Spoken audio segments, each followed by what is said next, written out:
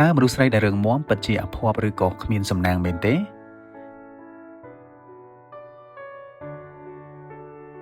យើងតែងតែឮពាក្យមួយឃ្លាថាមនុស្សស្រីរឹងមាំគឺជាមនុស្សស្រីអភ័ព្វតើវាពិតជាដូច្នេះមែនទេស្ត្រីដែលរឹងមាំគឺជាអ្នកដែលរៀនរស់នៅដោយឯករាជ្យពឹងផ្អែកលើខ្លួនឯង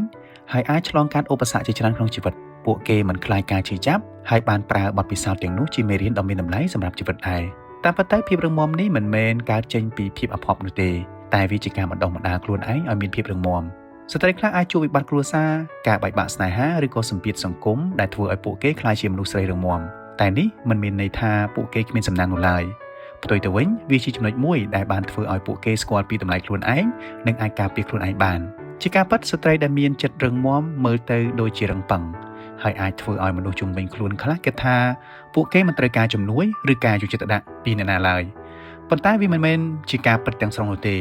ភាពរឹងមាំមិនមែនមានន័យថាគ្មានបេះដូងឬក៏គ្មានអារម្មណ៍នោះទេស្ត្រីរឹងមាំក៏ត្រូវការភាពកក់ក្ដៅការយល់ចិត្តនិងដៃគូដែលអាចនៅក្បែរខ្លួនឯងបានដូចគ្នាដែរដូច្នេះចូលបោះបង់គំនិតថាស្ត្រីដែលរឹងមាំគឺជាស្ត្រីអភ័ព្វនោះចោលទៅផ្ទុយទៅវិញពួកគេជាស្ត្រីដែលមានភាពអស្ចារ្យព្រោះពួកគេអាចប្រើប្រាស់កម្លាំងកាយចិត្តដើម្បីកសាងអនាគតឲ្យខ្លួនឯងពួកគេមានមោទនភាពចំពោះអ្វីដែលខ្លួនឯងបានឆ្លងកាត់ហើយអាចរស់នៅដោយតម្លៃនិងសេចក្តីថ្លៃថ្នូរដូច្នេះភាពរឹងមាំមិនមែនជាបណ្ដាសានោះទេតែវាជាអំណោយដ៏អស្ចារ្យដែលជីវិតបានផ្ដល់ឲ្យយើងដើម្បីបង្រៀនយើងឲ្យរស់នៅដោយភាពក្លាហាននិងដឹងគុណចំពោះគ្រប់យ៉ាងដែលយើងមានសម្រាប់បងប្អូននារីដែលចង់បង្កើនចំណេះដឹងភាពវៃឆ្លាតហើយនិងភាពរឹងមាំសម្រាប់ខ្លួនសូមអានសៀវភៅរស់ជានារីរឹងមាំរបស់ Kristen Hardbook